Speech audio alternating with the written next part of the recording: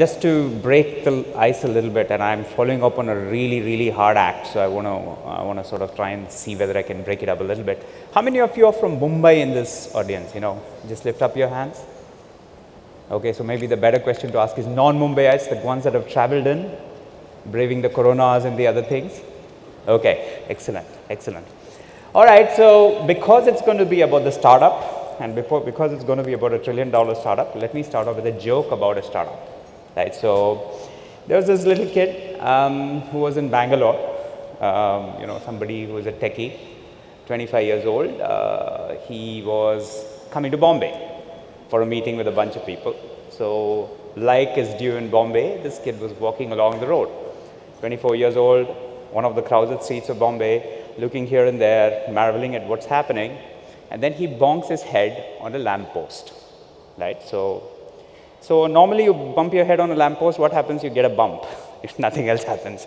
But to this kid, something else happened. So there was a genie that manifested itself. You know what a genie is, right? A genie manifested itself, said, okay, I'm here, I'm going to give you 3 wishes. Right? So the kid got quite excited. So he said, what's your first wish? So the kid asked, I want my startup to be funded $50 million. So the genie thought about it a little bit. Let me try and give it. Okay, so $50 million done. Okay, so that's the first wish granted. Then the kid asked, the second wish I have is that I need to be on the front page of the Time magazine. Right? So I need to be famous. I need to be somebody that's on stage, on screen, like I am right now. So that's the second question. So the genie thought about it, like, tu bhi kya yaad rakhega? Lele. Done. So that's also done. So the kid suddenly finds himself, or at least the memory imprints itself on his head. Then comes the third question. The kid says, I want a big bungalow to live in Bombay. Right? So this gets a pause from the genie. He looks here and there and he says, yeah, that's the one thing I can't give you. If I had this kind of thing, then I would not be living in a lamppost, right? So with that, startup, Bombay, Bangalore, let me just try and get started. So this conversation is about the $1 trillion startup. Let me just see whether it works. What am I supposed to do? There you are. So this is what I'm going to try and talk about in a very short, maybe 10, 15. I don't have the timer going on, folks, so you might want to make sure that that's working. So 3 things that I want to talk about. What is the new creature in town today? The rise of the tech-led high-growth startup, right? What are the things that are propelling it? What are the kind of things that are happening behind it? Why is the startup doing things slightly differently? What is it doing that's different? And the third question, obviously, is how do we as people in this room benefit from it? So these are the 3 questions that I'm going to try and answer. It's going to be fairly anecdote heavy. I mean, I'm going to talk about experiences and anecdotes. It's going to be data light. So, big room, pre-lunch, lots of data is going to flow at you anyway, so I'm going to try and keep it that way, right? So obviously, there's going to be some 5-6 minutes of questions also after this. So that's what I'm told. So moving quickly on. I don't think I'm operating it, so maybe somebody can move the slide for me. In the last 20 years, something has happened to the stock markets, right? So if you, next slide, please. If you look at the top 10, 20 companies in the market, let's take the world's largest stock market, the US, you would have companies like ExxonMobil, Walmart, Ford, GE, those are the kinds of companies that were there. These were companies that have been built over time, 50, 100 years for you to get to the top, lots of people working in these companies, lots of assets, plants, machinery, inventory, warehouses, so on and so forth, right? So those are the kinds of companies that you oil and gas, of course, right? So that was there.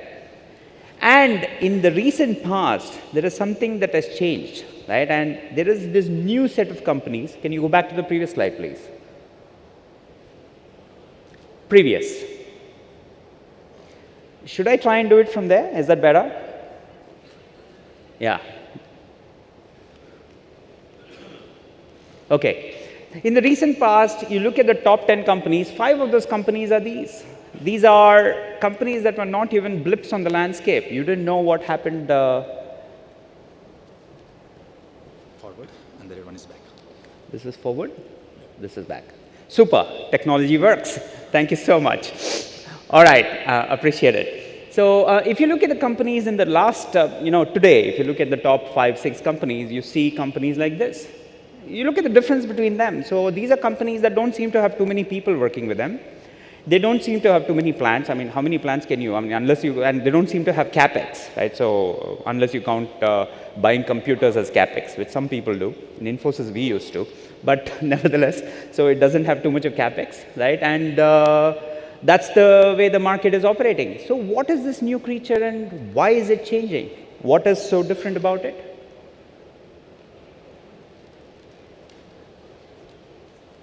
They have this tendency to grow really, really fast. That's the interesting thing. See, in the last 10 years or so, I was just looking at the stock market composition over the last 10, 15 years. These are not companies that you would have seen to be, top or in the top 10 or whatever. They've suddenly come through and they've suddenly made it to something, that's quite rapid. The ascent has been quite rapid. And the interesting thing is, of the trillion-dollar companies today, and I'm not talking about $5 trillion economy now, I'm talking about trillion-dollar companies, there are 5 of them in the world. One of them, by the way, is Saudi Aramco, that we all know about. But apart from that, these are the 4 guys that are there. Right? So 4 companies that are more than $1 trillion in market cap. So Apple, Amazon, Google, and Microsoft. And interestingly enough, 2 of those are being led by Indians. So, hamari kahani kafi tagdi hai. One of the things that I talk to foreign investors about is, I tell them, look, you have to invest in the US in Indian CEOs. You come to India and invest, you'll only get Indian CEOs, which is so wonderful, right? So, obviously, that's something that works very well for us. So, that's the rise of the $1 trillion company. All of them are also, by the way, venture capital funded. Right? I'll come to that in a little bit, but we'll get there when we get there. Is that the situation only in the US? Well, not quite. If you think about China, you've got the top 3, 4 companies are also like that. Similarly, if you got, in India, of course, you've got some of the players that are there. There are something like 35 unicorns that have been created. Thank you, Ashish, for the Sunicorn story. But 35 unicorns that have been created, creating a value of about $70–80 billion. Right? So that's the situation across the world. So this is a phenomenon that's not just in the US, it's happening across the world. So I think I've established the fact that there's a new creature in town, and that creature is doing things that are very different from what the traditional creature did in the corporate world. So what is different about that creature? All very visual, so I'll just talk about these things. So the first attribute of these companies is that they tend to grow really explosively. Right? So what is explosive growth? If you think about, the world's only search engine, 3 billion people use it, it's Google. Right? The only social network in the planet is Facebook, of course, not subject to China, of course. And the only, chat application on the planet is WhatsApp, right? So the thing is, let us just alternate this with a view of something that's happening in another industry. So if I took the real estate industry, for instance, the top 3 builders in Bombay are maybe the usual names. The top 3 builders in Delhi are completely different. The top 3 builders in Bangalore are completely different. So just within one big industry, you don't have the same people dominating even one city. I mean, all the cities together. And yet you have one guy that dominates the entire world industry in this. So they have this capability to acquire consumers by the billions. You're no longer talking about thousands or hundreds, millions or billions is the size. That's the first difference about them. The second thing about them is that they are asset light. They fly like the shuttlecock, asset light, right? So what is an asset light company? Think about Ola, one of the companies that we invested in. They have about 5.5, 6 lakh cars on the road, right? 6 lakh cars on the road, and the interesting part about them is that none of those cars are owned by Ola. So if you had to buy these cars yourself and put it on your balance sheet, that is what a cab company would be, then you can imagine what that would mean to the P&L or the balance sheet. So obviously, these are companies that are able to leverage other people's assets without making them a part of their ecosystem. That's the second difference in these companies. The third difference is basically they create addiction, right? And this is a very interesting notion. So the smartphone created addiction. My erstwhile company, Jio, created addiction. So let me just talk a little bit more about addiction. So I'm sure all of you have been on a flight, right? So when you land and after that painful connect happens with the network, what is the first app people open? Anybody? WhatsApp? Well, perhaps. But I have seen in the recent past that the first app that people open is the Uber or the Ola app. Because what they do is they अपनी taxi book करनी है घर जाने के लिए, right? That's the first thing that you actually open up, right? Now you think about it, this has become an addiction for a lot of people. You just immediately and instantaneously open up these things on the phone and try and create something and go in there. Right? And that addiction becomes something that you're not able to live without, right? Right now, I have the Kali Pili, I have the auto rickshaw, I have the cool cab, and I have all these options working in Bombay, fairly effective as compared to other cities, of course, but I don't use them anymore. I try and see whether I can get myself onto this app and do this. That addiction is the third thing that these guys are able to cause, because of which they are able to change consumer behavior and switch the consumer away from where the source of the value creation was. That's the third thing that they're able to do. And the fourth one is the most interesting one, and perhaps it's a little negative as well. These operate in a winner-take-all market, right? So what that basically means is that you have maybe 3 or 4 or 5 people that are following this mode. They're jumping into it, right? And there is no number 3, there is no number 4, there is no number 5 if you take the taxi app market. There's only the number 1, there's only the number 2 baby, that's it. So you have a situation where the winner takes pretty much everything else and the loser has to fall, as ABBA put it a few years ago, maybe in the early 80s. So that's the fourth metric that operates these. These are the kind of differences that these companies have. So what is the underlying process behind these companies? So what is actually happening underneath is a notion that was coined in the 1930s by an economist called Joseph Schumpeter, right? He's an Austrian economist, right? And he created this notion called creative destruction, right? What is creative destruction? Basically, it's the mutation of the industry that allows industries to destroy old ones and bring in new ones, right? So what's actually happening is this. So you now have the best brains of the world. So Bhavish Agrawal, JEE rank 3, computer science, IIT Delhi, sitting and opening a cab company, right? You know, just imagine that anachronism, right? So in a cab company, kaun kholega, right? But this guy opens a cab company, and the best brains of the world compete with a technology-fueled innovation model with lots of resources that are thrown in by venture capitalists such as us in the face of brutal competition to come up with complete disruption of the industry. So that's really the fundamental thing that's actually underlying this thing. So that's called this creative destruction, which is essentially the thing that is fueling this entire switch from the traditional world into the new digital tech-led high-growth startup world. And the manifestation of those are those 4 attributes that I spoke to you about. You know, lots of customers acquired very quickly, the ability to be asset light, the ability to create addiction, and of course the fourth one, which is basically winner takes it all.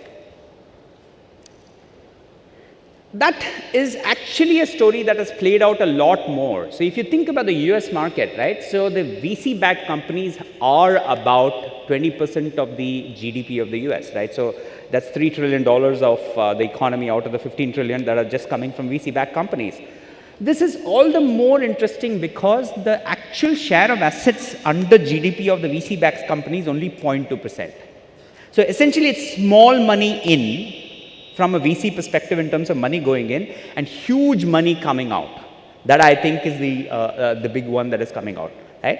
And this is where the VC actually steps in, because what is the difference between the VC and other people that do this funding is because we try and reduce the friction that exists between the natural allocation of capital and innovation on the other hand. So we are the ones that reduce this friction to make sure that capital gets allocated to innovation in such a way that innovation fuels disruption. That's really the model that we are talking about here. And that's really what is happening in this market, as it were. Now, obviously, this is something that is obviously fueling growth across the world. In the US, it's clearly doing this. And in China, it has already done it. The question is, it is getting slowly to India. One of the reasons why it has not happened that much in India is also because India woke up a little late to this party, right? So as Ashish mentioned, this industry has been actually in action for the last 10 years, whereas in the US or Europe, it has been around for maybe about 30, 35 years, right? And in India, this action has started 10 years ago. And in the last 3-4 years, it has just gotten really, really aggressive. And the reason it's gotten aggressive is because of the Telecom Revolution, right? So I'm sure you remember the pre-Geo days. The pre-Geo days, we had about 5 crore mobile phones, smartphones, which had, which were consuming maybe 400 MB per month of data, right? So 5 crore mobile phones consuming 400 MB per month of data.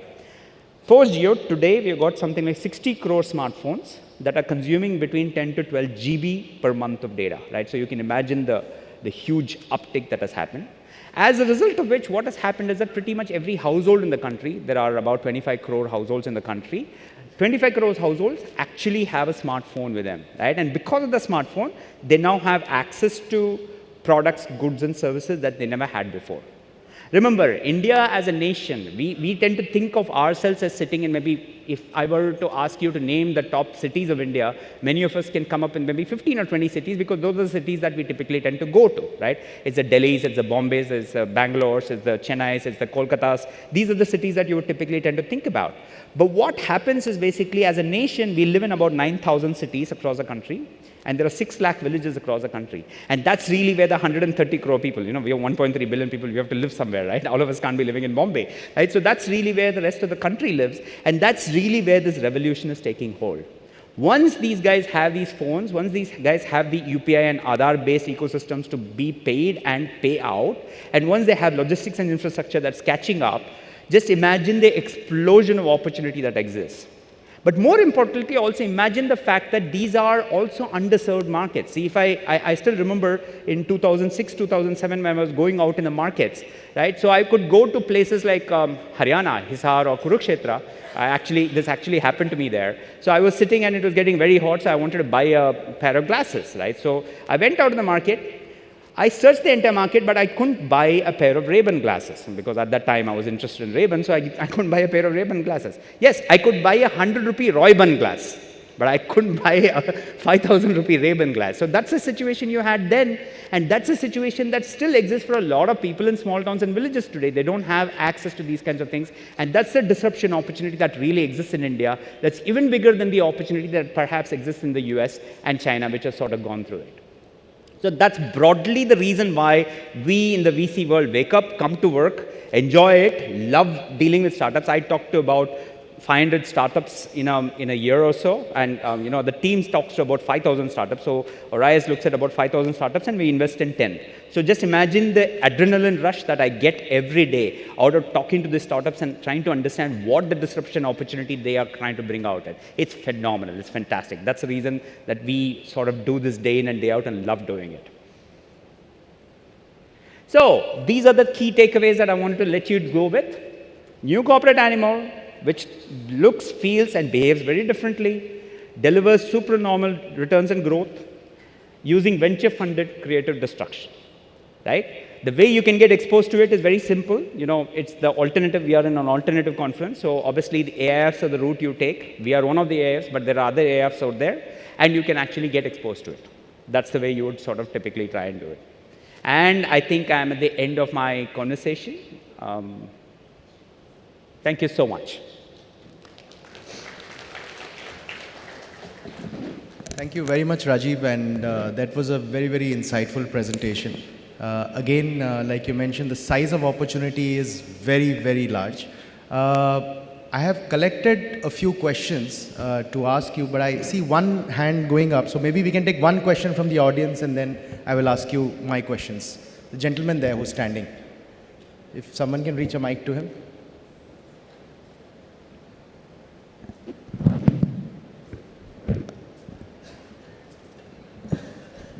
Thanks, Rajeev, much appreciate.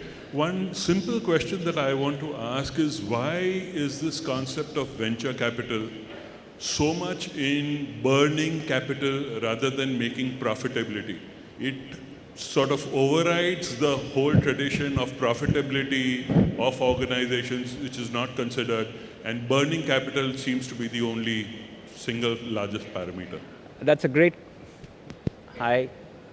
Can I have the mic back? That's a great question. I didn't get your name. Barucha. Barucha ji, thank you so much for it. Actually, the answer to that lies in the fourth point that I made about the winner takes all, right? So if you were in a traditional industry, how would you grow? what you would do is you will set up something, maybe open a city, you would create revenues coming out of it, you take the accruals out of it, go to second city, take the accruals of both the cities, go to 2 more cities, and then you would grow it organically, right, out of your accruals, right? But the problem in the venture capital world or the startup world is you've got the best brains on the planet out there that are trying to outbeat you and outcompete you, right? So land grab is extremely crucial for you to get, otherwise you're just dead because of the winner takes all notion that you have, right? So essentially growth cannot be fueled out of accruals. In a VC funded high growth tech startup model, growth cannot be funded out of accruals, right? So that basically means that the growth has to be funded by a gap between the money required for growth and the accruals that are coming in. That's where the funding actually comes through, right? That's one part of it. But the interesting part is it's not just burn, burn, burn for the sake of burn alone, because if that was the situation, then it would be the most destructive value economy in the planet, right? On the other hand, it's perhaps the most creative in terms of what it has done for the US economy, if you look at it. The difference is basically that we are looking for some specific things in terms of what you do. If you're able to create that addiction, Ola, for instance, did from 6-7 years of burning money to make sure that it was subsidizing the cost of a cab ride, right, for about 6-7 years. But today, I'm pretty sure you realize that the Ola taxi, particularly under surge pricing, is more than 2x of what your traditional taxi would actually cost, right? So once you're able to build that addiction, you're able to actually move into a zone where you're able to make money and start to create profits. The best example for this I have is Facebook, right? So Facebook got listed in the US stock market, and then after that, the pressure on Facebook started to build about trying to create, profitability. The next quarter, Mark Zuckerberg just opened the taps on advertising, and he had $3.5 billion come in the quarter one that he had that happen, right? So there are situations where these companies, even though they look like they're burning a lot, they're actually creating a moat, which is what we call in our industry, which allows them to play it out. Hope I answered your question. Thank you. So a couple of questions, Rajeev, which I collected from the audience. We've seen a few VC-funded companies listing in the US, and they've not panned out well. We had problems in one of the recently listed companies, and even the company which listed earlier has seen a significant drop in valuation. In India, we've mostly seen either strategic buyouts or a secondary sale to another venture capital firm, right? So my question is, are venture capitalists scared to take companies public? Because the thinking is very different between this world and the listed equities world. So that's the first question. So are VCs scared to take companies public? Well, actually not. Public is perhaps the best way to unlock value without any encumbrances. So I think the answer to that is, of course, we would love to take companies public, but it's also a function of how much the market understands it, right? A lot of my conversations when I meet investors in India is really trying to explain what the VC world is entirely about, right? Whereas when I meet investors in the US or in Europe, the conversation is more about, so what sectors are you doing and why there is disruption? There is no concept explanation there, right? To a certain extent, I think there's an education understanding that's happened. To a certain extent, I think there's value creation that's happened that's not coming yet. See, $80 billion of value have been created through the 35 unicorns.